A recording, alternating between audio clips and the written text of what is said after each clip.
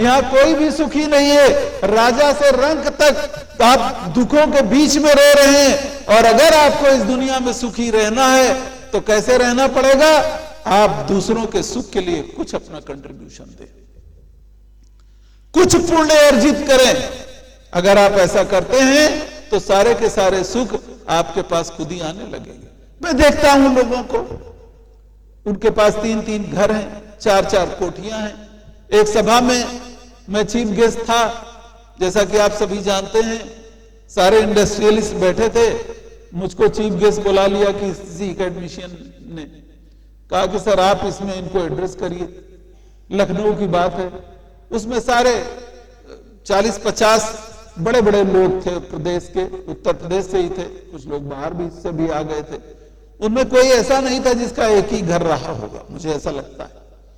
तो मैंने उनसे पूछा कि आप सभी इतने बड़े बड़े लोग हैं, कई लोग तो इसमें से आप हमको खरीद भी सकते हैं, लेकिन मैं आपसे एक सवाल पूछता हूं कि जिनके घर में 2 बंगलो हैं, हमें वो बताएं कि 12 बजे के बाद वो क्या बंगला चेंज करते हैं कि आज 12 बजे तक इसमें सोएंगे, 2 बजे तक उसमें सोएंगे, 4 बजे के बाद उसमें सोएंगे, 6 बजे के बाद उसमें सोएंगे?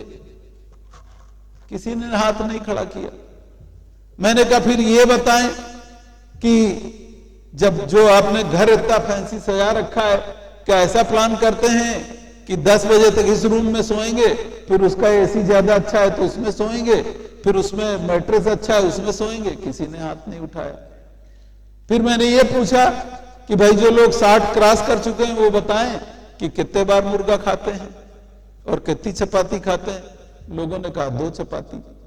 अरे 2 ही चपाती खानी है, एक ही कमरे में सोना है और बाद में वो जो 6 फीट की जगह मिलेगी उसी में सोना है। तो इसकी तो इतनी मारामारी किस लिए भाई? संतान के लिए, औलाद के लिए, जो कल दारू पी के आपकी सारी कमाई 6 महीने में नष्ट कर देगी। और अगर काबिल होगा, आपने संस्कार दिए हैं, तो आपके नाम की पताका वो भारत में लहरा देगा। इसमें क्या, कहां कंफ्यूजन है इसमें? क्या कोई किसी का भविष्य लिख सकता है क्या? आप अच्छे संस्कार दे सकते हैं, आप अच्छी शिक्षा दे सकते हैं, आप अच्छा माहौल दे सकते हैं, आप अच्छी सुविधा दे सकते हैं अपनी संतान को, लेकिन मेरे प्यारे भाइयों, प्यारे मित्रों, मैं क्लियर कर दूं, किसी का भविष्य आप नहीं लिख सकते। वो खुद लिखेगा। वो अपदीपो भव, बुद्ध ने कह दिया, इसी धरती में बुद्ध पैदा हुआ। अपदीपो भव। अगर अपना मन भी केंद्रित करना है तो अपने ही को ही मेडिटेशन करना पड़ेगा। अगर आपको खाना खाना है तो आपको ही एक न एक दिन कमाना पड़ेगा। अगर आपको कहीं जाना है तो आपको ही वो जाना पड़ेगा। अगर इम्तिहान देना है तो आपको ही देना पड़ेगा। हालांकि बिहार में थोड़ा सा डिफरेंट है, वहां 20,000 रुपए पहले ही जमा हो जाते हैं और फिर चिट से कॉपी करने की काफी सुविधा मिल जाती है। जैसा कि हम देखते हैं रिम्स में भी यही था। मैं बच्चों को खास तौर से बताना चाहता हूं, है कि नहीं, आए हैं कि नहीं, आए हैं बच्चे कि नहीं आए हैं? तो समझ लो जितने आए हैं वो तो फॉर्चुनेट हैं। जो भी व्यवस्था यहां बनाई जाती है आपकी सुविधा के लिए बनाई जाती है। जब आपसे ये कहा गया कि 10 बजे के बाद बाहर ना निकलिए, उसके बाद भी आप निकलते हैं और आपको यहाँ कैंपस में दोस्त कम पड़ गए हैं, इसलिए बिना पढ़े लिखे दोस्तों को, लड़कों को आप दोस्त बनाते हैं और नतीजा क्या होता है? आप झगड़ते हैं और आप झगड़ते हैं तो जब यहाँ की सिक्योरिटी फोर्स आपकी मदद करती है तो आप उससे भी झगड़ते हैं कि नहीं रिम्स हमारा है। और जब वो झगड़ते हैं तो कोर्ट केसेस होते हैं और प्रशासन को आप उसमें खींचते हैं। मैं होमगार्ड सिक्योरिटी आपके लिए लाया था कि 40 लोग बंदूकधारी, वो मैं आसानी से नहीं ले आया था। आप लोगों ने उनसे भी झगड़ा किया और मैं कहता हूं इसके लिए सिर्फ आप जिम्मेदार थे। क्यों? क्योंकि बाकी सड़क पर जो आदमी घूम रहा है उसकी सुरक्षा के इंतजाम नहीं है, लेकिन जिस देर तक आप रिम्स कैंपस में हैं उस समय तक आप सुरक्षित हैं, क्योंकि आपके पास सुरक्षा है। सुरक्षा कर्मी नहीं सुनता है तो आपके पास अगला अधिकारी है, अगला अधिकारी नहीं सुनता है तो उससे अगला अधिकारी है, उससे अगला अधिकारी नहीं सुनता है तो उससे अगला अधिकारी है। जब आप सुरक्षित माहौल में हैं तो किस चीज की मारामारी है? ये बाहर चंदे लेने की क्या आवश्यकता है? मैं सोच नहीं सकता हूं, मैं कभी कल्पना नहीं कर सकता और मेरे पास कभी इतना टाइम नहीं रहा। मेरी पूरी लाइफ बीत गई अभी तक मेरे पास इतना टाइम नहीं होता है कि मैं 30 मिनट गॉसिप कर लूं। भाई आप इस चिकित्सा क्षेत्र में आ गए हैं तो आपके पास इतना टाइम कहां से आता है?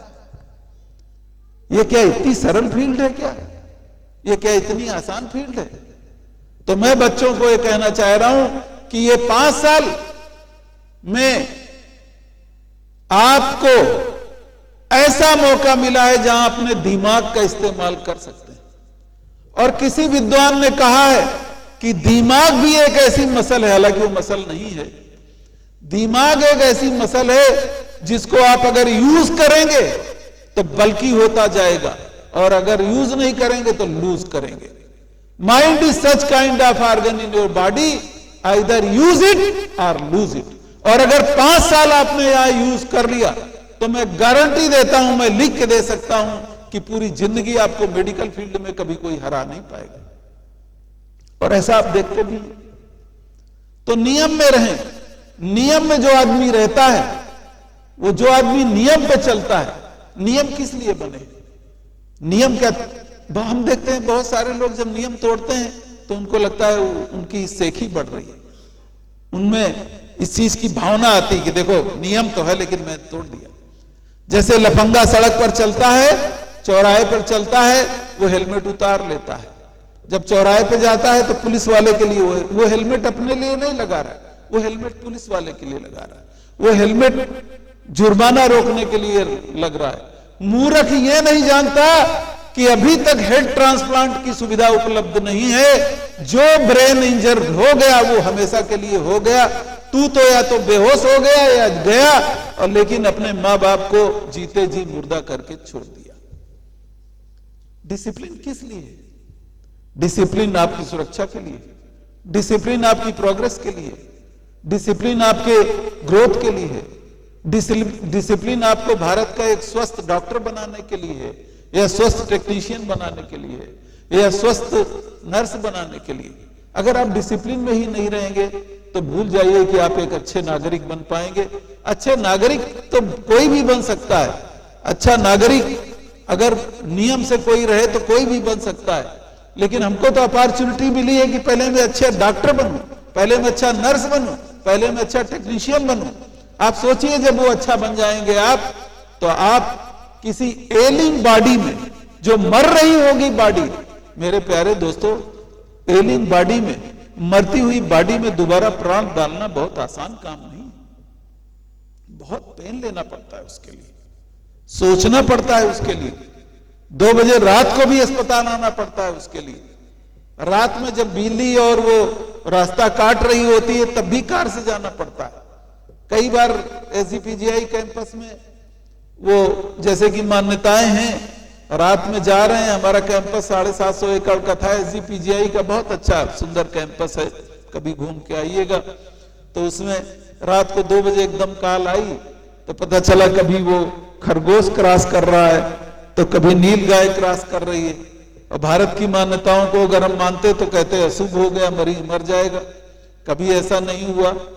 गया, मरीज को दोबारा ऑपरेशन किया, आके चाहे 2 ही घंटे सोया, सुबह मरीज अगर होश में दिखाई पड़ा, मैं कहता हूं दुनिया में कोई दौलत मुझे उतना प्लेजर नहीं दे सकती है जितना उस मरीज को देख के हुआ। हम ऐसी भावना क्यों नहीं पैदा कर सकते? अरे करके तो देखिए। पैसा तो आपने खुद कमाया, बहुत कमा लिया। मैं समझता हूं यहाँ पे जितने भी सीनियर डॉक्टर्स हैं उसमें सबसे गरीब आपका निदेशक ही होगा। लेकिन मेरे को गरीबी नहीं है, मैं इतना खुश हूं भाई, मेरे शौक ही नहीं है। मैं क्लब में जाता नहीं हूं, मैं दारू पीता नहीं हूं, नॉनवेज में खाता नहीं हूं, ब्रांडेड कपड़े पहनता नहीं हूं, टेलर सस्ती कमीज बना देता है, हस्बैंड वाइफ दोनों की कमाई है। अब परमात्मा की ऐसी कृपा है कि अभी तक सुबह एक्सरसाइज करता हूं, कोई मैं किसी बीमारी की दवाई नहीं खाता हूं और मस्त रहता हूं, कितना भी टेंशन हो। अभी इस बीच में आप जानते हैं ऊपर कुर्सियों पर जो बैठे हैं कि कई टेंशन रहे, लेकिन मैं आपको गारंटी दिलाता हूं 10 बजे सोता हूं, 10:30 बजे या 11 बजे, अगर पढ़े तो 11:30 बजे, और नहीं तो 10:30 बजे बेड पे जाता हूं, मस्ती से सो जाता हूं। फलाने नाराज हैं, ढिकाने जी बहुत गुस्सा हैं, वो भी बहुत गुस्सा है। मुझे पता है कि मैं नियम पर चल रहा हूं, और मैं कॉन्शियंस से जानता हूं कि मैं कोई चीटिंग किसी के साथ नहीं कर रहा हूं, जो भी कर रहा हूं वो संस्थान की बेहतरी के लिए कर रहा हूं, और अब तो मुझे सर्टिफिकेट भी किसी को नहीं देना है, भारत में मैं प्रूव हो चुका हूं, तो मुझे काहे का टेंशन यार कुर्सी के लिए? ये कुर्सी तो टेम्परेरी है, आज है कल नहीं। अगर आप अपनी कॉन्शियंस से क्लियर हैं तो धरती पे कोई भी चीज आपको डरा नहीं सकती, केवल उससे डरना पड़ेगा, उससे तो डरना पड़ेगा भाई।